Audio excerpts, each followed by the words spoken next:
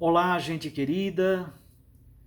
Hoje é dia 17 de abril, sexta-feira da oitava da Páscoa, e o texto sobre o qual vamos meditar é de João, capítulo 21, versículos 1 a 14.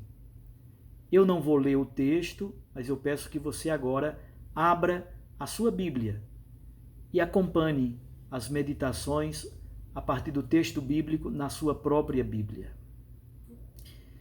Esse texto é fruto de uma fusão, de uma mesclagem entre a tradição de uma pescaria milagrosa, que é também narrada por Lucas no capítulo 5, lá em Lucas num contexto vocacional, aqui em João num contexto missionário e vinculado à aparição do ressuscitado.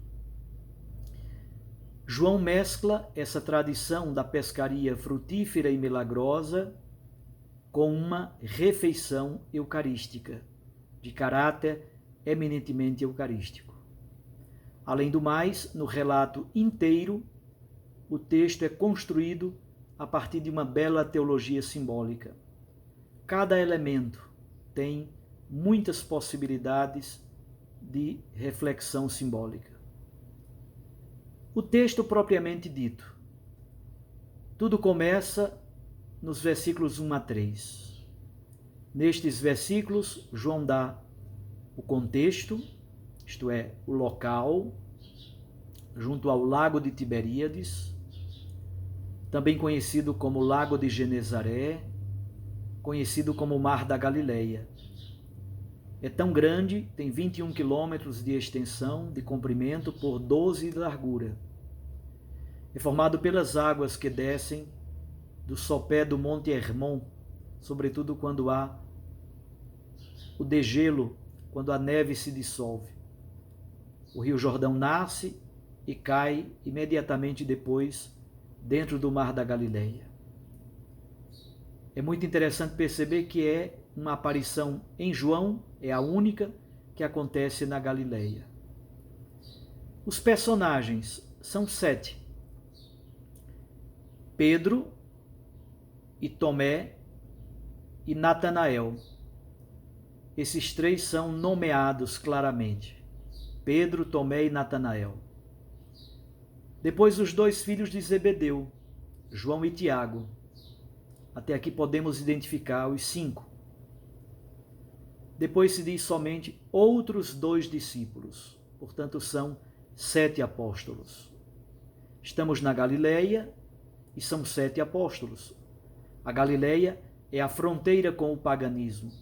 7 é o número das nações gentias, das nações pagãs.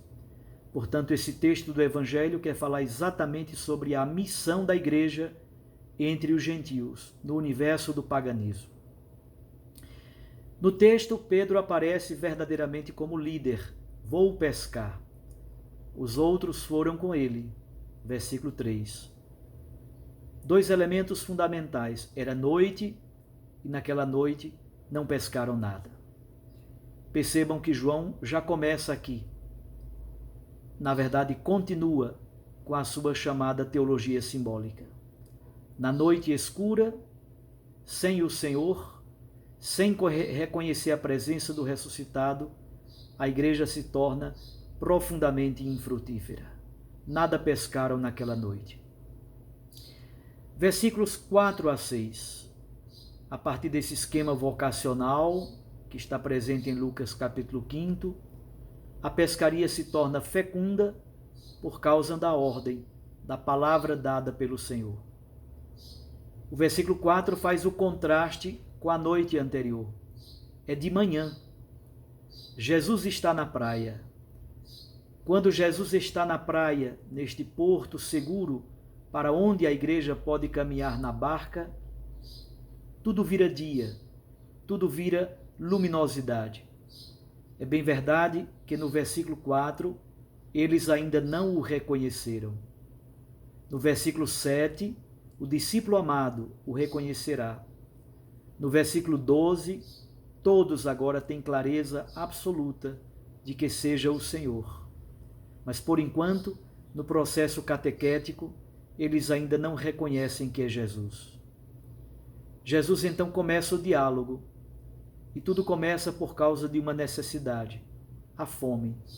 Tendes alguma coisa para comer?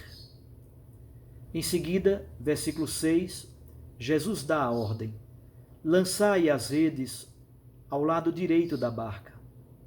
A direita é o local dos escolhidos de Deus. E o versículo 6 se conclui dizendo que eles nem podiam arrastar as redes, tamanha era a quantidade de peixes. É a fecundidade da missão. A pescaria é símbolo da missão apostólica. Vocação e missão se encontram nestes 3 versículos. Versículos 7 a 11. O reconhecimento do ressuscitado, Pedro que se lança ao mar, os 153 peixes. Versículo 7 é o discípulo amado que toma a iniciativa. Na verdade, no versículo 7 é uma belíssima tensão, como é próprio do Evangelho de João, entre o discípulo amado e Pedro. É o discípulo amado que vê, é o discípulo amado que crê, é o discípulo amado que reconhece e identifica. É o Senhor. Somente o amor pode identificar o ressuscitado. Mas é Pedro quem pula na água. Pedro está nu, veste-se, pula na água, porque tem pressa de encontrar-se com o seu Senhor. Vestir-se é símbolo da nova identidade que Pedro precisa assumir. A identidade do novo Pedro tem pressa de encontrar-se com o Senhor ressuscitado. Os outros discípulos, no versículo 8, trazem as redes para a praia. É a solidariedade de todos quantos trabalham pela missão apostólica. Todos trabalham, todos se dedicam, todos estão empenhados nessa grande pescaria. No versículo 9, quando eles chegam à praia, encontram um fogo aceso e há peixe. Jesus tem peixe sobre o braseiro. Peixe e pão. Recordam João capítulo 6, o milagre no deserto. No versículo 10, Jesus une o seu peixe com os peixes dos discípulos. Trazei peixes dos que apanhastes. É uma ligação simbólica belíssima entre a missão que Jesus realizou e a missão da Igreja Apostólica, a missão dos apóstolos, dos discípulos de Jesus. Os padres da Igreja aqui veem uma anotação de caráter eminentemente batismal. Os peixes que os discípulos apanharam provêm das águas, é símbolo do batismo. Os peixes são símbolos dos novos cristãos, daqueles que aderem ao projeto de Deus. Simão Pedro, mais uma vez, no versículo 11, toma a iniciativa. Ele é o grande líder. É ele que sobe ao barco. É ele que puxa e arrasta as redes para a praia. E encontram 153 grandes peixes. É bonita a anotação de João. As redes não se romperam. A rede não se rompeu.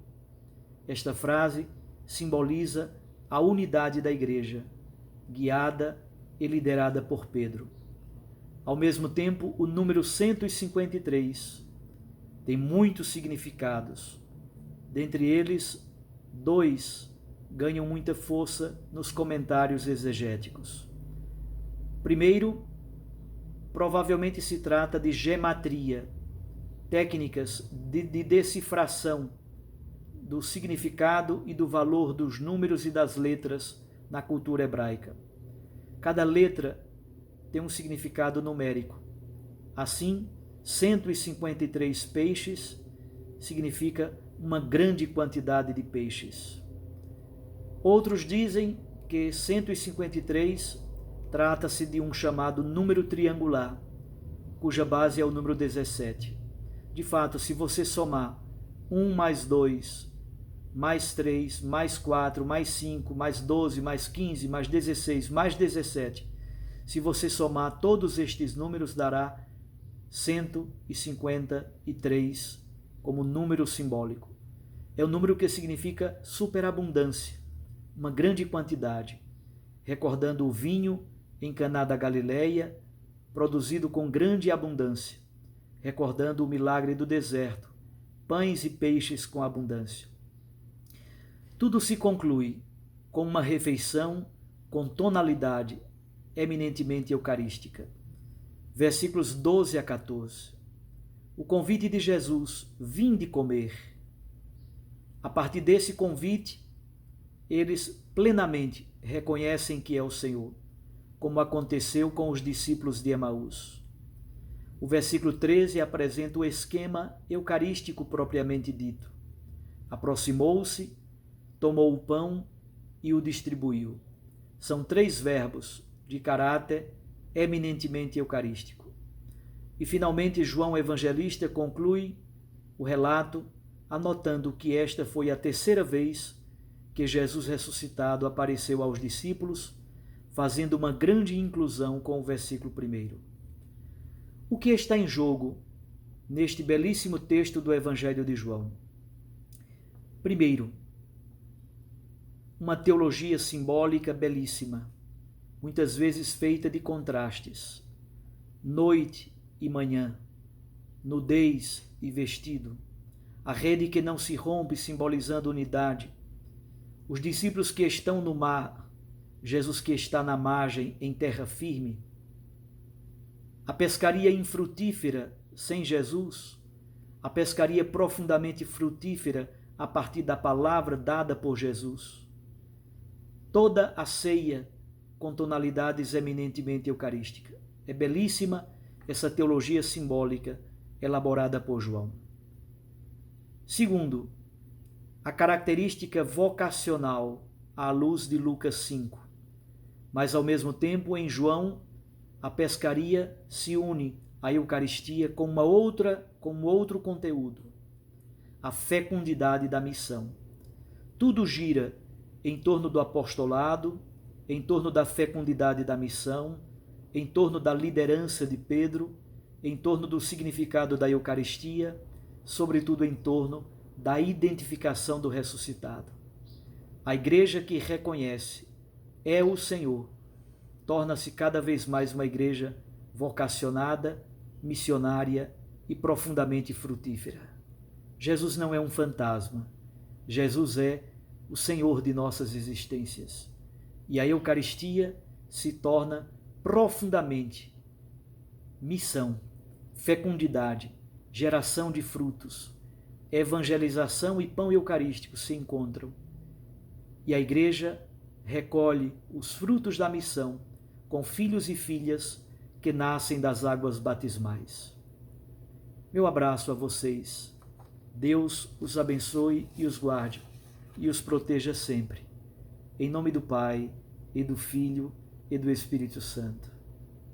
Sejam felizes.